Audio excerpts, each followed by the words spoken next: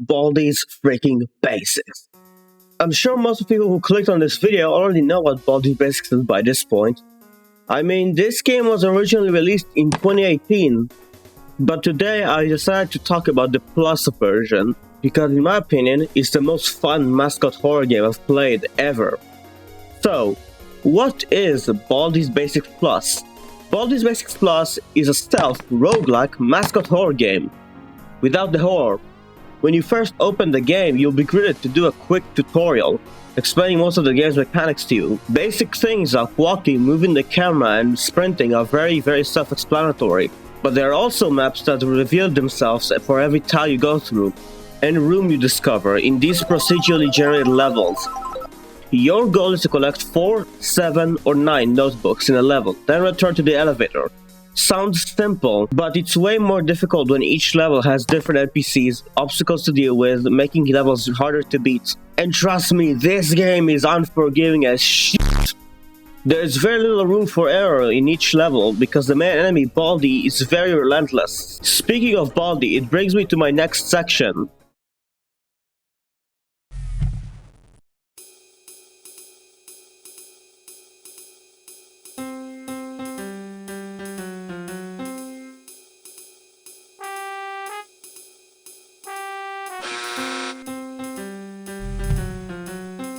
Baldi is the main enemy you'll face in Baldi's Basics Plus, and is the only enemy to actually be able to game over the player.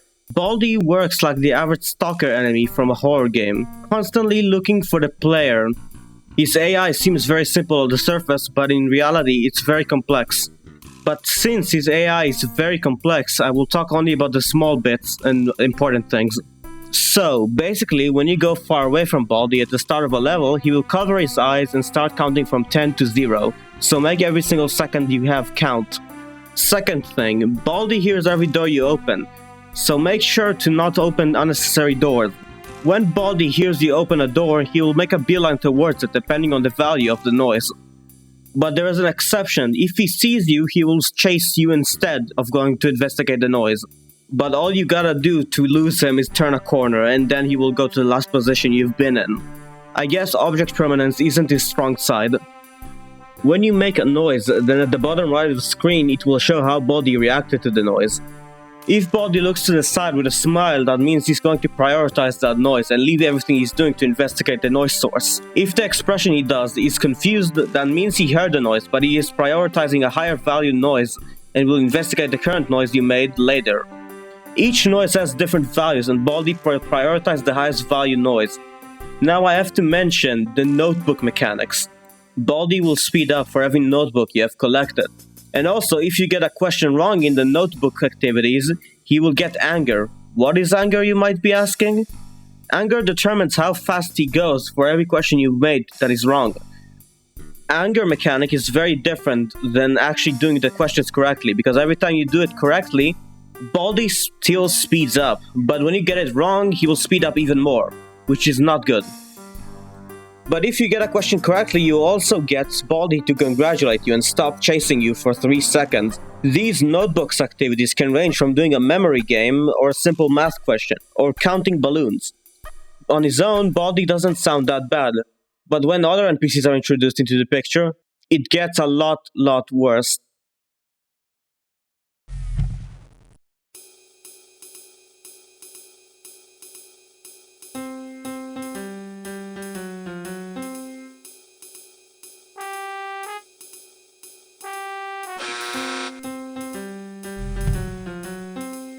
In Baldi's Basics, there's a ton of different NPCs, each one having their own unique way of dealing with the player.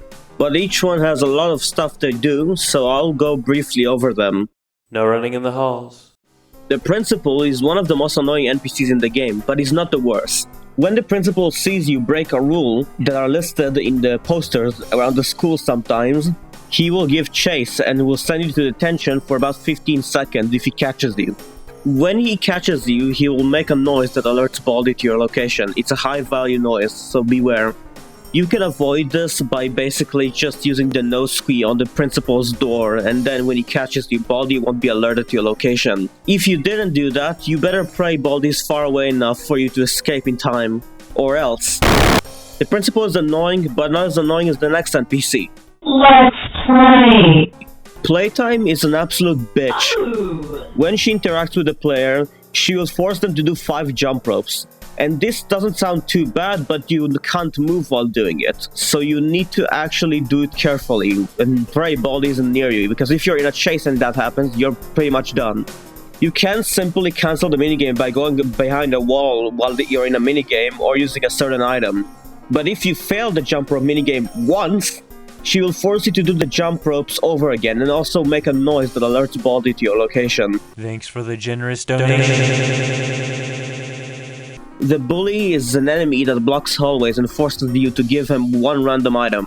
If you don't have any items, he won't let you pass. But there's another way to get rid of him, and it's if he gets bored. If you are near the bully when the principal is around, the principal will send the bully to detention, clearing your path. Does anyone want to see something cool? Beans is a ranged enemy in this game. When spotting the player, Beans will prepare to spit a gumball. If this gumball hits the player, it dramatically slows them down. But if the gumball hits another NPC, it will slow them down dramatically, especially useful if Baldi is on your tail. To avoid the gumball, just to move aside or enter a locker. You there! Mrs. Pump is an NPC that roams around the school until spotting the player. When spotting the player, she will make a mad dash towards them, reminding them that they need to be in her class in 2 minutes. The class she is in will appear on your map when it happens. Depending on how much time is left, she will reward the player with YTPs, which I will talk about later. But if you don't get to her class in time, this happens.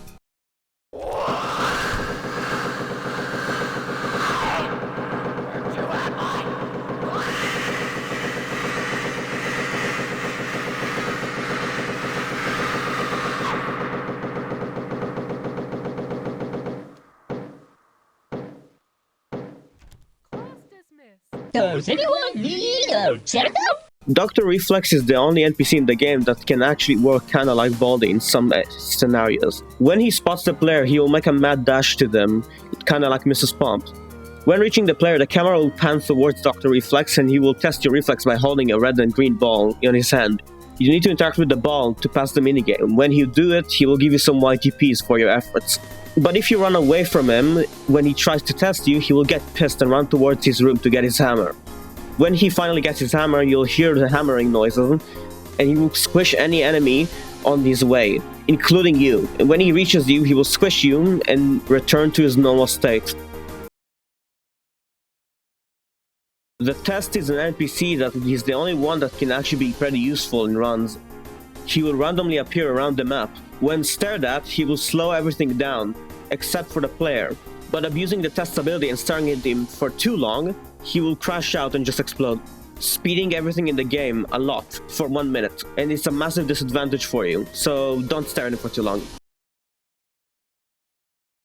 Arts and Crafters is an NPC that can be either useful or an absolute run killer. Usually Arts and Crafters just appears in random hallways and does nothing. That is until you collect all the notebooks in the floor. Then if you stare at him for more than a second, it will cause him to dash towards you and spin around you for 10 seconds. After that, he will teleport you and Baldi near a random exit. Sounds very useful, but when Baldi gets faster every notebook, he eventually becomes faster than the player. So if he teleports you and him to the exit, he will reach you before you reach the exit, unless you use some items. Cloudycopter is an enemy that just wanders around the map aimlessly and stops near a random hallway and just blows wind towards it, speeding or slowing down NPCs or you depending on which direction you're going into. Chuckles is an NPC that only spawns in classrooms or faculty rooms. He mainly applies pressure so you won't camp rooms for too long. If you are in a classroom with a notebook, he will have 15 seconds to do the notebook question correctly, or else he will lock the door and make noise alerting Baldi. Gotta sweep, sweep, sweep! Gotta Sweep is probably the most RNG based enemy.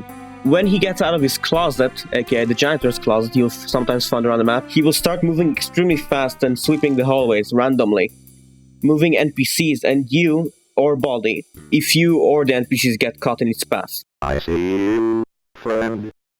First Prize is an enemy that just wanders around the halls until he spots the player. When he spots them, he will prepare to push them to the other side of the hall by hugging them.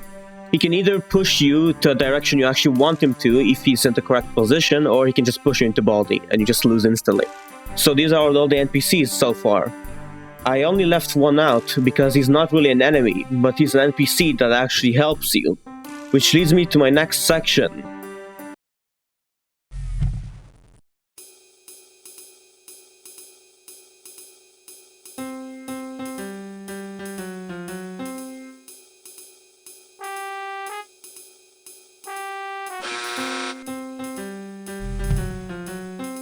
Every time you beat a level or lose a level, you'll be transported to Johnny's shop to use your hard-earned YTPs to earn new stickers and items. Let me start by talking about the most important purchasable thing in the shop, which are stickers. Stickers are very important because they give you passive buffs for like the reminder of the floor. You can equip up to 4 of them at a time, and you can stack them. These stickers will be saved for the reminder of the floor. When you beat the floor, the stickers will disappear. There are also items you can find in maps and in the shop. Each item has their own counter for a specific NPC or even using for utility. But I'm not going to talk about them because they all have descriptions in the shop and also stickers.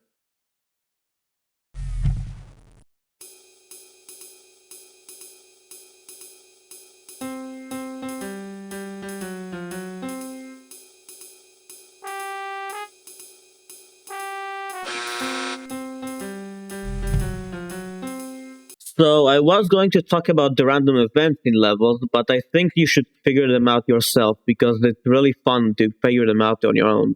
So why do I think this game is underrated and underappreciated? Well, that's because unlike most mascot horror games, Baldi's Basics Plus does not rely on repetitive puzzles, and it has actually a fun gameplay loop that is replayable. Baldi's Basics Plus is still in early access, and I'm really hoping to see what they cook up in the future, because there's a lot of potential with this game. If you're interested in buying it, the link's in the description. Anyways, thank you guys for watching, and I'll see you next time.